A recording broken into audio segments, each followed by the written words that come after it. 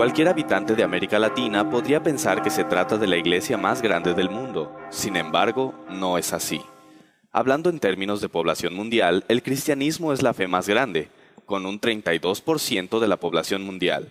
Sin embargo, el cristianismo está dividido en muchas iglesias, de las cuales la católica es solo una de ellas, aunque ciertamente la más grande, conteniendo al 55% de la población cristiana mundial.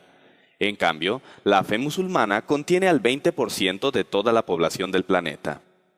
Esto significa un número aproximado de 1.200 millones de musulmanes, contra apenas un poco más de 1.000 millones de católicos en todo el mundo. Evidentemente, la fe musulmana tiene mayor número de adherentes que la Iglesia Católica Apostólica Romana. Sin embargo, este punto nos lleva a una pregunta que le quita el sueño a muchas personas. ¿Por qué la fe cristiana está dividida? O lo que es lo mismo, ¿por qué hay tantas denominaciones o iglesias cristianas diferentes? Para conocer la respuesta, debemos remontarnos algunos cientos de años atrás, hacia la época del mismo ser que ha dado origen a la fe mayoritaria de un continente en el que ni siquiera nació, Jesucristo. Jesucristo nació judío, pueblo que posee una fe propia conocida como judaísmo, por lo cual Jesucristo fue educado creyente de esa fe. Significaba que adoraba en las mismas sinagogas que sus compatriotas.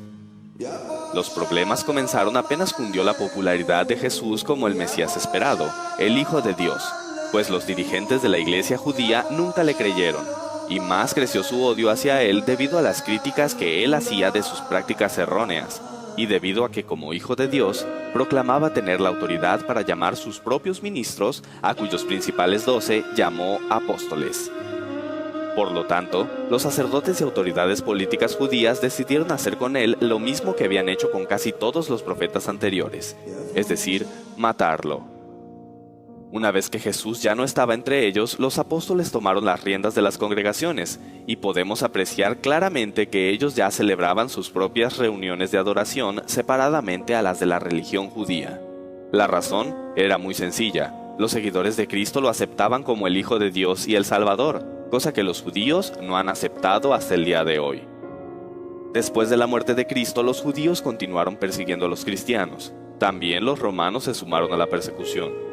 Una vez que los apóstoles y muchos de los creyentes en Cristo fueron muertos, la iglesia cristiana antigua tuvo que ingeniárselas para continuar funcionando, pero esto conllevó muchos problemas, pues comenzaron serias discusiones referentes a diversos puntos de doctrina, ya que no había voces que los miembros de la congregación reconocieran como autorizadas para dar una respuesta satisfactoria.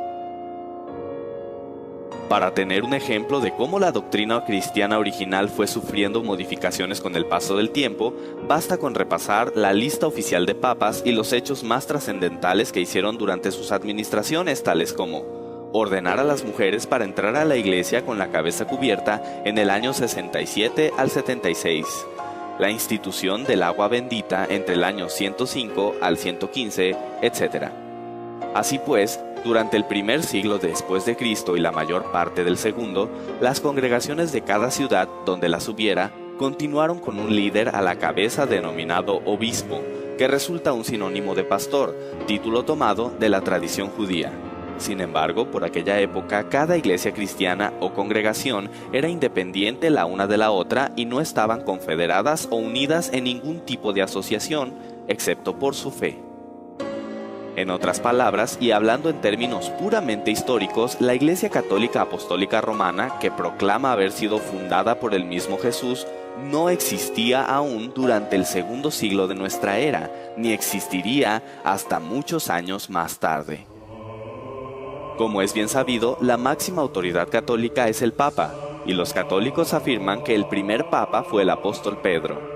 Empero, en ninguna parte de la Biblia se menciona que Pedro haya sido nombrado Papa por Jesús, y esto es porque la palabra Papa no fue aplicada al máximo dirigente católico sino hasta el siglo XI, cuando Urbino II, obispo de Roma, propuso que se usara ese término para denominarlos, pues hasta ese año, 1093, se les llamaba Pontífice Romano u Obispo de Roma, o sea, que en realidad el primer papa no fue Pedro, sino más bien Urbano II. La razón es obvia. Pero, ¿por qué la máxima autoridad católica estaría en Roma? ¿No resultaría más lógico que estuviera en Jerusalén? Además, ¿no eran los romanos perseguidores de los cristianos? La respuesta a esta subsecuente interrogante nos lleva al nombre mismo de la iglesia en cuestión: Iglesia Católica Apostólica Romana. Durante el siglo III aproximadamente, los obispos de Roma decidieron que al estar en la sede del gobierno político más poderoso del mundo de aquel entonces, debían tener también la mayor jerarquía sobre los demás obispos, y por ende, sobre las demás congregaciones cristianas. Durante los años sucesivos, los demás obispos de Roma reclamaron la misma supremacía sobre las demás iglesias. Es ahí donde comienza la historia del líder eclesiástico de una iglesia local como líder de un movimiento religioso de clase mundial. Para justificar su reclamo de hegemonía, argumentaron que Pedro, sucesor de Cristo en el liderato de su fe, había sido el primer obispo de Roma. Sin embargo, como ya hemos mencionado antes, el obispo era la persona a quien se ponía al frente de una congregación para que se hiciera cargo de ella. La Enciclopedia Católica, al justificar la sucesión de San Pedro a través de los papas, cita correspondencia entre autoridades cristianas, donde solo se hace referencia a la idea de que los obispos de Roma heredaron de Pedro la autoridad para legislar sobre el resto de las congregaciones. Curiosamente, estas referencias abundan a partir del siglo III en adelante, mientras que hacia atrás suman apenas 2 o 3. Incluso, hace mención de una idea contraria a la que ellos sostenían. El episcopado petrino era, según los opositores, una novedad que venía de los primeros días del siglo III y que había suplantado una tradición más antigua, según la cual Pedro y Pablo habían sido los cofundadores y Lino el primer obispo. La verdad es que Pedro no dejó ningún documento donde haga constar que los obispos de Roma son sus sucesores o cabeza de la iglesia como conjunto.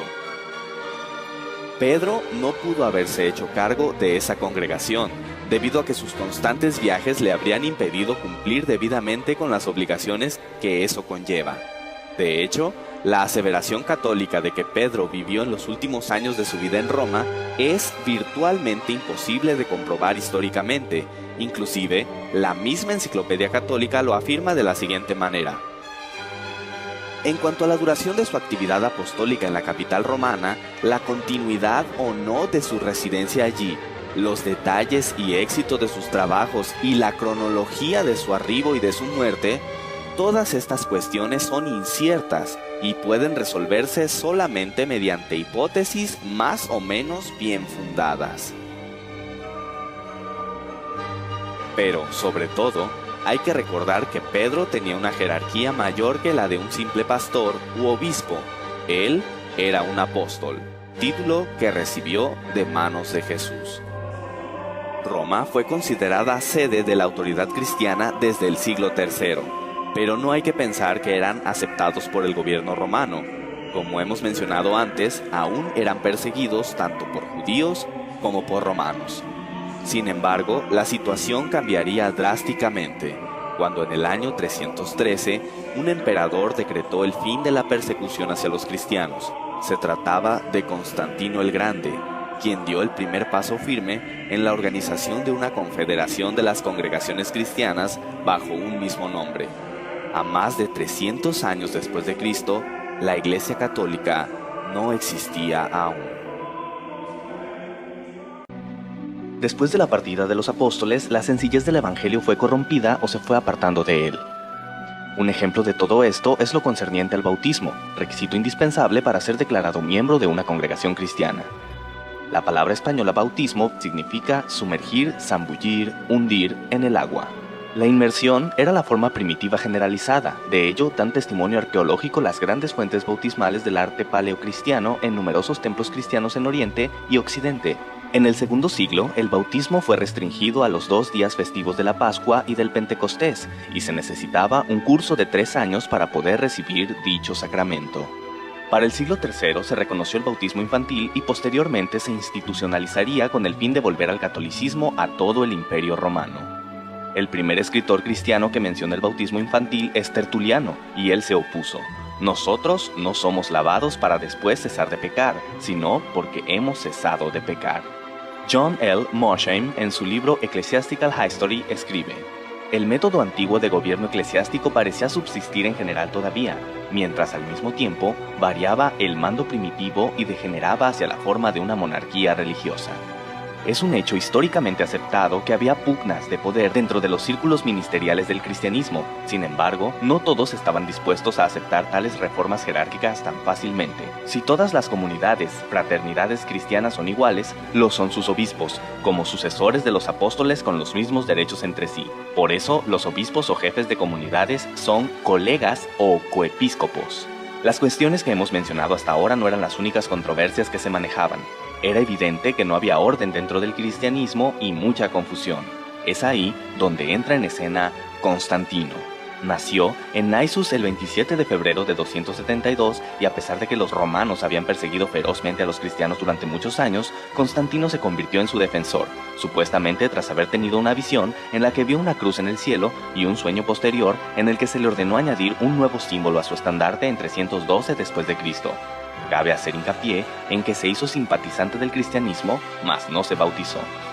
Un año después, en 313, Constantino y Licinio, quienes eran los líderes del Imperio Occidental y Oriental respectivamente, firmaron el Edicto de Milán, en el cual se promulgaba la libertad de adoración en el Imperio Romano y daba a Constantino el título de legislador de la Iglesia. Que a los cristianos y a todos los demás se conceda libre facultad de seguir la religión que a bien tengan, sea lícito a cada uno dedicar su alma a aquella religión que estimare convenirle. De esta manera, inusitada y súbita, los cristianos tuvieron una posición diametralmente distinta dentro de la sociedad. Pero fue tan diametralmente distinta su nueva posición que, evidentemente alejados del evangelio de amor al prójimo que predicó Jesús, se convirtieron en verdugos al perseguir, torturar y asesinar a los paganos a partir de los años 314 y 315. Finalmente, en 324, Constantino declaró al cristianismo la iglesia oficial para que ésta sirviera de medio para unificar su imperio. Una vez en este punto, los cismas, contenciones, confusiones y demás problemas doctrinales se potencializaron. Temiendo que estos conflictos volvieran a dividir al imperio, Constantino convocó al llamado Concilio de Nicea, donde se pretendía llegar a un acuerdo sobre temas hasta hoy tan controversiales como la naturaleza de Dios y su relación con el Hijo y el Espíritu Santo. Había diversas facciones que proclamaban opiniones al respecto, y el emperador Constantino, aunque no entendía los detalles de las discusiones de teología griega, notó que el grupo de Atanasio no cedería, y sería complicado mantener el orden del imperio.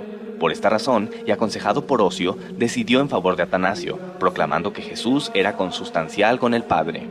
Con esta fórmula como base, se compuso el credo niceno en el que se resumía la doctrina cristiana, porque así como la verdad cristiana nos compele a reconocer a cada una de estas personas de ser en sí misma Dios y Señor, así también la Iglesia Católica nos prohíbe decir que hay tres dioses o tres señores. Todos los que no estuvieron de acuerdo fueron excomulgados. De esta manera, queda de manifiesto que la decisión sobre quién era Dios fue tomada por un hombre que no solamente no era sacerdote, sino que ni siquiera pertenecía a la comunidad cristiana porque no había querido ser bautizado. Como Pontífex Máximo, poseía el monopolio de la legislación en asuntos de iglesia. Al organizarse la iglesia en patriarcados y diócesis durante el Concilio de Nicea, se les otorgó el mismo rango a las sedes patriarcales de Roma, Alejandría, Antioquía y Jerusalén, cuyos titulares recibieron el nombre de arzobispos. El Concilio de Nicea había logrado confederar al cristianismo y vemos cómo construyeron un credo con el objetivo de poner fin a las reiteradas y enconadas disputas doctrinales. El término católico ya se empleaba antes del siglo III. De hecho, el primer registro que existe de este se encuentra en la carta del obispo San Ignacio de Antioquía a los esmirionitas en el año 110 después de Cristo. Donde esté el obispo, esté la muchedumbre, así como donde está Jesucristo, está la Iglesia Católica. Los estudiosos discuten si católico en este contexto significa universal o verdadera, auténtica. Durante las persecuciones, desde los primeros siglos, cuando preguntaban a los cristianos a qué iglesia pertenecían, decían a la católica. Bajo este concepto podemos entender que usaban el término iglesia católica no porque la iglesia así se llamara. Usaban el término católico para referirse a que pertenecían a la iglesia verdadera, es decir, la iglesia de Cristo, dando a entender que las demás iglesias eran falsas. Fue hasta el siglo IV cuando la iglesia que Constantino organizó fue nombrada católica.